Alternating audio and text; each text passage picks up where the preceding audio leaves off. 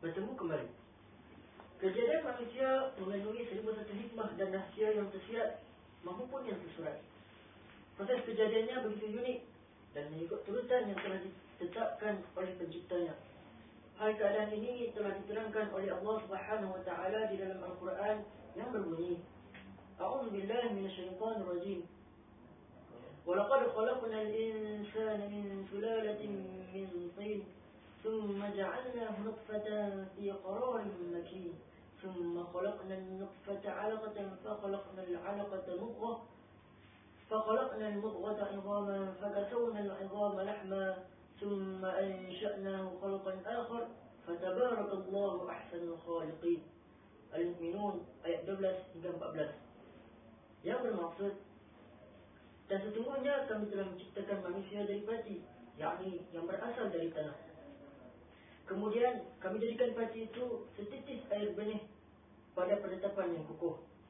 Kemudian kami ciptakan air benih itu menjadi segumpal darah beku. Lalu kami ciptakan darah beku itu menjadi seketul daging. Kemudian kami ciptakan daging itu menjadi beberapa tulang. Kemudian kami baluti tulang-tulang itu dengan daging. Setelah sempurna kejadian itu, kami bentuk dia menjadi makhluk yang lain sifat keadaannya.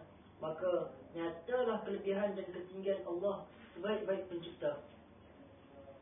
Peringkat kejadian manusia bermula setelah air mani yang di dalamnya mengandungi sperma terpancar dari suami ke dalam rahim isteri. Ini berdasarkan firman Allah Subhanahu wa taala di dalam surah Al-Qiyamah ayat ke-37. A'udzu billahi minasyaitonir rajim.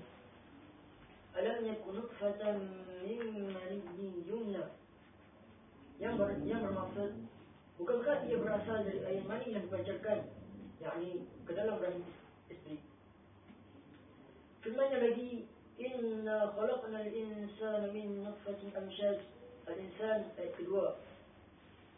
Sesungguhnya kami telah aturkan cara mencipta manusia bermulanya dari air mani yang bercampur, yakni dari pati benih lelaki dan perempuan. Tahukah sidang penuntut sekalian, kajian sains telah menunjukkan ketika jutaan sperma berenang menuju ke ovum, yakni sel telur wanita untuk bersenyawa, hanya satu sperma yang berjaya menembusinya. Fakta yang tersebut dalam Al-Quran ini telah diakui oleh sains moden, iaitu hanya satu sperma yang diperlukan untuk proses persenyawaan dengan ovum. Ini berarti 1 daripada 3 juta atau 0,003% daripada sperma yang diperlukan untuk proses tersebut. Ketika sperma dari lelaki bergabung dengan sel telur wanita, bahagian terpenting bayi yang akan lahir terbentuk. Ia akan membentuk satu sel tunggal yang dikenali sebagai zygote dalam ilmu biologi. Namun zygote tersebut tidak melewatkan tahap pertumbuhannya begitu saja. Ia melekat pada dinding rahim seperti akar yang kukuh mencengkam di dalam tanah. Melalui hubungan semacam ini, zygote mampu mendapatkan zat-zat penting dari tubuh si ibu bagi pertumbuhannya. Pada bahagian ini, satu keajaiban penting dari Al-Quran telah terungkap. Merujuk pada zygote yang sedang tumbuh dalam rahim ibu, Allah menggunakan perkataan alaq dalam Al-Quran. A'udzu billahi minasyaitonir rajim. Iqra' bismi rabbikal ladzi khalaq, khalaqal insana min 'alaq.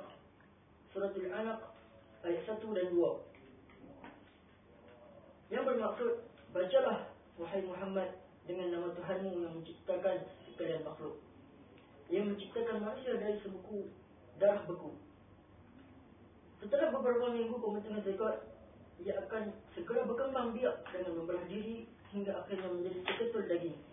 Kemudian beberapa minggu yang berikutnya, ia akan membentuk tulang belulang yang akan dibaluti dengan daging.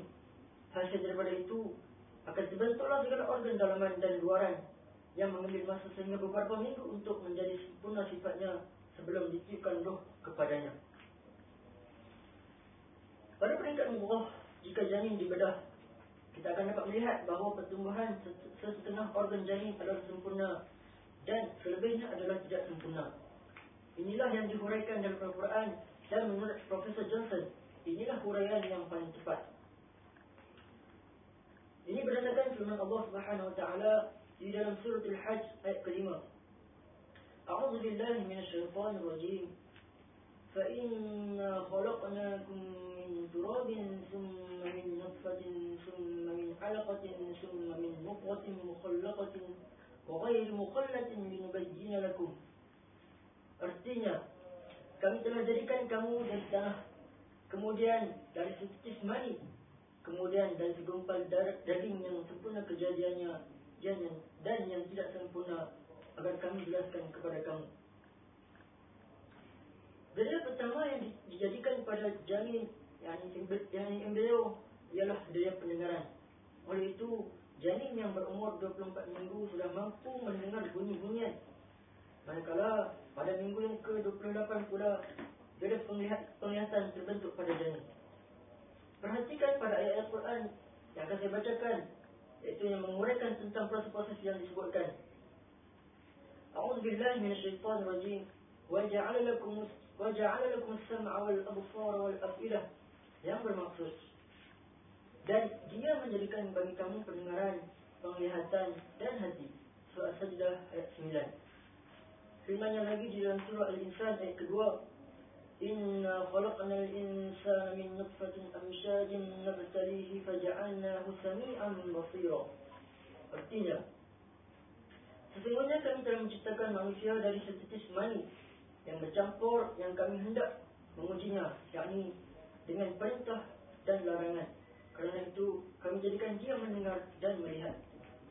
Firman Allah Subhanahu wa taala di dalam surah Al-Mu'minun ayat ke-78, wa huwa alladhi ansha'a lakum as-sam'a wal absara wal af'idah qalilan ma tashkurun.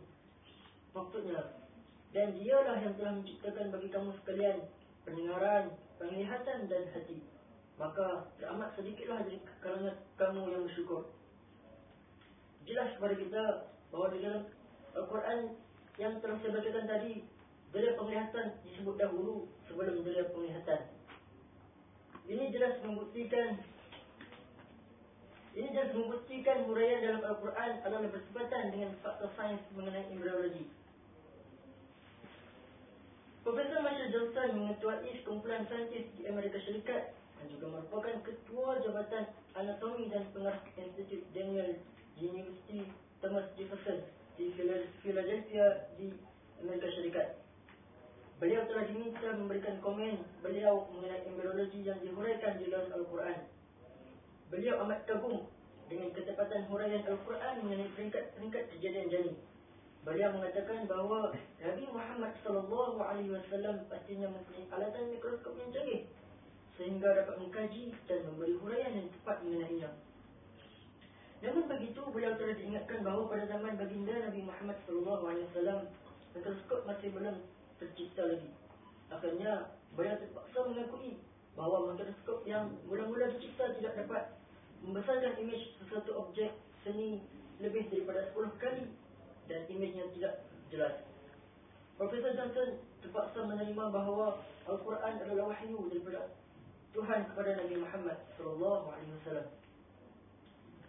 Menurut Profesor Kismo, secara moden, yakni secara saintifik mengenai peringkat-peringkat embriologi diklasifikasikan sebagai tidak jelas, tetapi cara pengklasifikasian embriologi dalam Al-Quran sangat mudah difahami.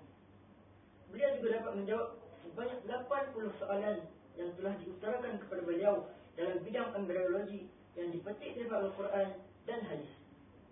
Menurut beliau lagi, jika soalan-soalan ini diajukan kepada beliau 30 tahun yang lalu, beliau sudah tentu tidak dapat menjawabnya kerana kekurangan fakta-fakta saintifik dalam bidang seni. Tetapi sekarang Alhamdulillah, dengan bantuan alatan yang canggih, Profesor Kismo dapat membuktikan kebenaran fakta-fakta yang terkandung dalam Al-Quran mengenai embriologi.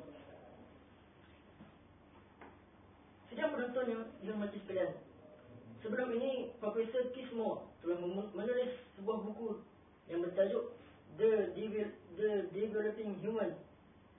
Walau bagaimanapun, selepas mendapat maklumat yang banyak mengenai embriologi daripada ayat-ayat Al-Quran, beliau sekali lagi berjaya menulis edisi yang ketiga bagi buku tersebut pada tahun 1982. Melalui buku tersebut, beliau telah berjaya memenangi anugerah buku perbuatan terbaik yang hanya ditulis oleh seorang saintis. Buku ini juga diterjemahkan ke dalam beberapa bahasa utama di dunia dan ia menjadi buku rujukan dalam bidang embriologi bagi pelajar-pelajar perubatan tahun pertama.